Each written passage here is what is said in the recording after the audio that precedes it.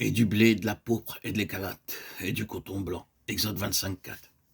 À quel usage étaient destinés ces matériaux demandés par Dieu?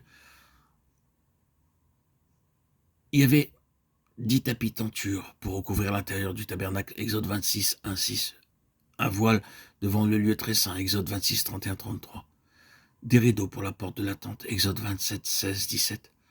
Tous ces rideaux ou tentures, avec les vêtements du grand prêtre, Exode 28, 4, 8, étaient de fin lin tissé au travail d'aiguille dans ces 3 couleurs, tandis que les tentures de l'extérieur étaient aussi toutes en lin, Exode 27, 9, 18.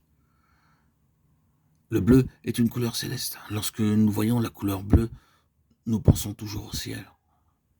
Aussi, la couleur bleue nous rappelle notre vocation céleste, tandis que nous sommes sur terre.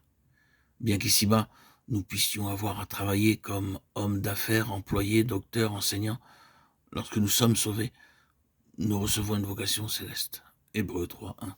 Une vocation céleste et un service céleste sont le privilège de chaque véritable croyant. Les questions les plus courantes que l'on nous pose dans les magasins, dans le train sont « Quel est votre nom? Quelle est votre profession ?» Nous répondons « Mon nom est un tel et je travaille comme agriculteur. » Mais parmi les chrétiens, nous ne disons pas « Quel est votre nom ?» Nous disons « Êtes-vous sauvé ?» Signifiant par là « Êtes-vous un enfant de Dieu? Avez-vous trouvé la joie du Seigneur? Vos péchés sont-ils pardonnés? Avez-vous la vraie paix? Votre nom est-il écrit dans les cieux ?» C'est ce que nous demandons en tant que chrétiens. Puis en second lieu, accomplissez-vous votre vocation céleste? Vous dites être né de nouveau, mais vivez-vous en conformité avec votre vocation céleste? Est-ce que vous gagnez des âmes pour votre Sauveur? Parlez-vous du Seigneur aux autres? Manifestez-vous la gloire de Dieu? Le diable est-il vaincu pour vous à cause de votre fidélité à votre vocation céleste? Chaque pécheur dont les péchés ont été lavés par le Seigneur Jésus devient par le sang un compagnon de la vocation céleste. C'est ce que la couleur bleue nous rappelle. Le pourpre est la couleur royale. Elle parle de la royauté de notre Seigneur Jésus-Christ. Souvenez-vous comment les soldats se moquèrent de lui, mirent sur lui un manteau de pourpre et dirent « Salut, roi des Juifs !» Jean 19, 2, 3. Dans leur moquerie, les hommes donnèrent au Seigneur Jésus-Christ une couronne d'épines, mais lui, il nous donne une couronne d'or. Dans leur moquerie, ils l'habillèrent de pourpre, mais en vérité, lui fait de nous des rois et des princes pour Dieu.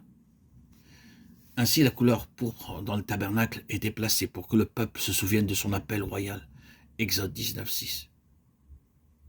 Bien que nous soyons des pécheurs, de misérables pécheurs, Dieu veut que nous devenions des rois et des princes. Voilà son amour pour nous. Nous pouvons avoir violé chaque loi de Dieu, l'avoir affligé pendant de nombreuses années. Cependant, le plan divin est que nous devenions actuellement ses rois et ses princes. Il nous a donné la Bible et son Saint-Esprit pour nous préparer pour cette vocation. L'Écarlate nous parle de purification de nos péchés par le précieux sang de Jésus, Ésaïe 1, 18. La couleur écarlate déclare « Peu importe le nombre de péchés que vous avez commis. Ils peuvent même être écarlates, là n'est pas la question. Le sang du Seigneur Jésus-Christ peut laver chaque souillure. » Frères et sœurs en Christ bien-aimés, chers amis auditeurs, auditrices, ne laissez pas vos péchés vous maintenir éloignés du Seigneur Jésus-Christ. Venez à lui et confessez-les tous. Son sang est suffisant pour purifier le pire des pécheurs dans n'importe quel endroit du monde. La couleur écarlate nous enseigne que notre Seigneur accueille tous les pécheurs, aussi misérables soient-ils. Luc 15, 2.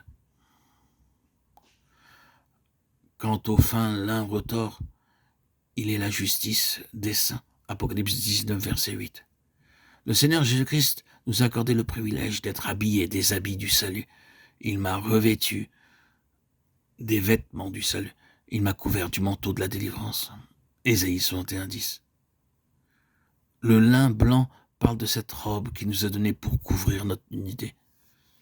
À notre nouvelle naissance, la véritable nature du Seigneur Jésus-Christ nous est donnée pour nous rendre justes en lui. Lorsque nous venons à lui, nous sommes effectivement rendus blancs, aussi blancs que le lin. Nous ne devenons pas justes parce que nous lisons la Bible. Nous sommes justes parce que nous sommes habillés et recouverts de la justice du Seigneur Jésus-Christ.